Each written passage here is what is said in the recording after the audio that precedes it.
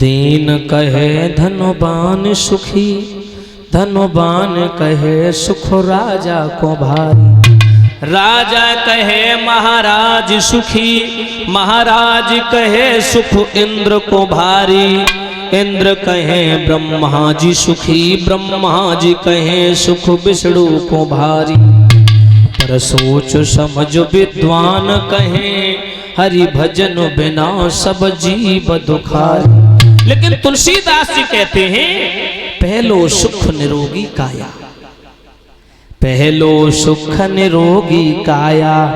दूजो सुख होए घर में माया, तीजो सुख सुलक्षण नारी। चौथो सुख सुत आज्ञाकारी, पंचम सुख नंगर में बासा। छठमा सुख पंचन के दासा। परीक्षा जी जिसका शरीर स्वस्थ है, कोई बीमारी नहीं है, उससे बड़ा सुखी कोई नहीं है देखा जाए। ध्यान रखना भक्तों, कोई तन से दुखी, कोई मन से दुखी, कोई धन से दुखी। हर व्यक्ति के पास समस्या तो है, ध्यान रखना भक्तों। एक पत्नी स्टेशन पर ट्रेन में बैठने के लिए चली, अपनी मायके की तैयारी कर रही थी। तो पति भोला भाला रहे, बोली देवी तुम्हारे पास में 2 बैग है, एक बैग मैं ले लूं, एक तुम, चलो तुम्हें स्टेशन पे छोड़ दूं। तो माता बहनों जैसे स्टेशन पर पहुंचे दोनों पति पत्नी, टिकट ली, गाड़ी आ गई, तब तक ट्रेन में बैठी। और जो पत्नी ट्रेन में बैठी, पत्नी को जाता हुआ देखा, पति रोने लगा, इतना भावुक हो गया, रोने लगा।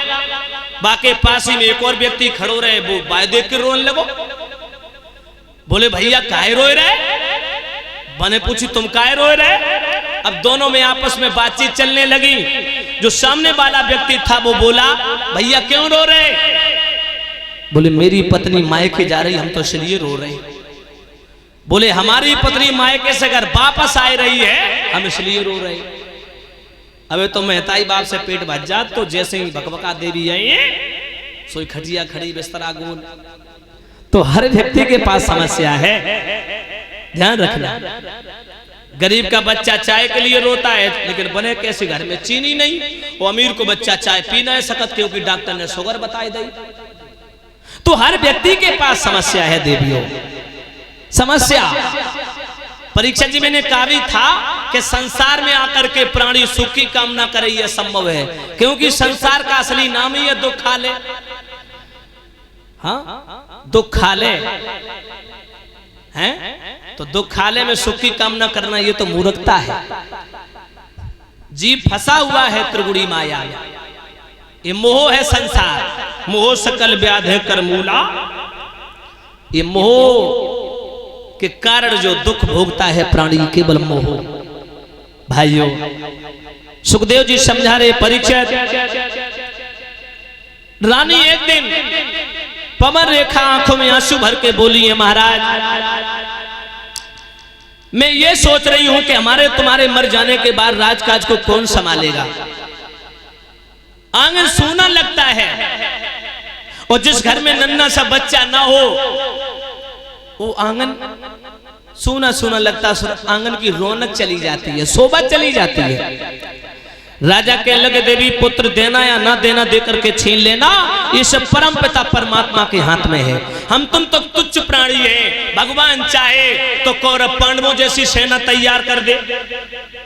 भगवान की कृपा से कमल जैसे फूल में ब्रह्मा जी की उत्पत्ति हो सकती, तो मेरे संतान क्यों नहीं हो सकती? लेकिन देरी है, अंधेरी नहीं है भगवान के यहाँ। हो सकता हमने अपने पूर्व जन्मों में पाप किया हो, ब्राह्मणों का धन छीना हो, संतों का अपमान किया हो, संतों की निंदा की हो, गौ हत्या की हो। भगवान ने प्रायश्चित कर लो। और एक बात तो कहेंगे परीक्षित जी, बुढ़ापे में औलाद का दुख बहुत सताता है, ध्यान रखना भक्तों। के याद बिछड़े साज की आती है याद, गाने के रोज याद बिछड़े।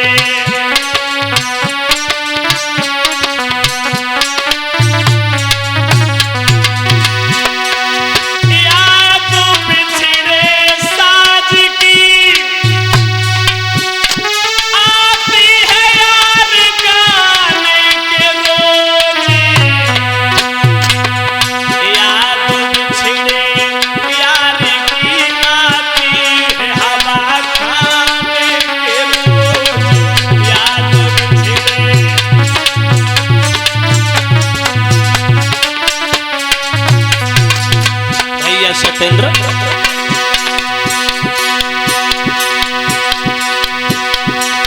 दुख में बहुत आती है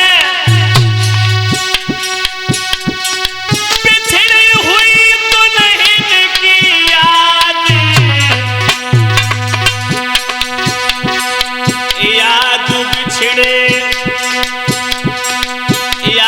बिछड़े भैया की दुश्मन के सतनाने के रोज, याद बिछड़े।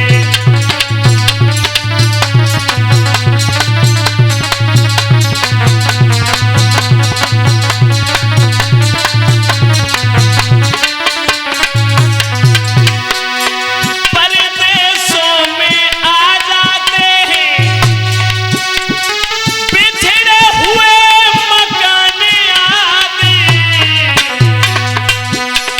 याद बिछड़ी मैया की आती है सुख पाने के रोज, याद बिछड़ी मैया की आती है।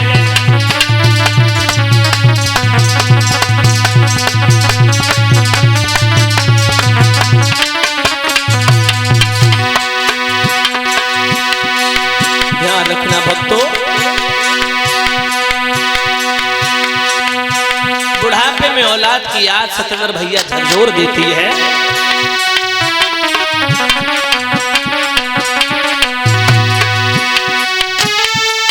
याद है औलाद की, लाती है बूढ़ेपन में रंग,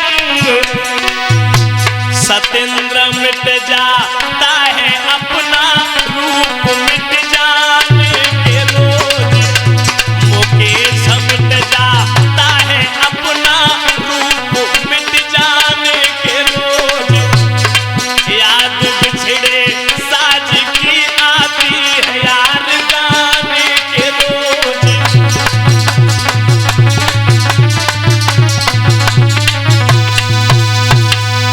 राजा कहने लगे देवी बुढ़ापे में औलाद की याद दिल को झकझोर के रख देती है। मैं कभी कभी ये सोच रहा हूं कि मेरे जाने के बाद राजकाज को कौन संभालेगा, लेकिन उससे पहले मेरे ऊपर बुढ़ापा तैयार खड़ा है, बुढ़ापे का सारा बुढ़ापे की लाठी कौन बनेगा। रानी कहने लगी पिया जो भगवान की इच्छा, जो भगवान की मर्जी, हम आप अपने करने में कोई कसर तो छोड़ी नहीं। भजन पूजा पाठ